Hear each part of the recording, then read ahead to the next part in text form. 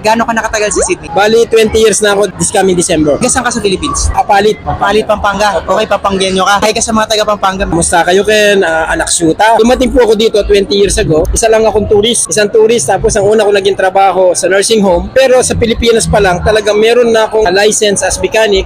Nag-exam ako dito as a mechanic hanggang sa nag-open ang migration ng Australia. Ayun, may nag-sponsor sa akin. And then the rest was history.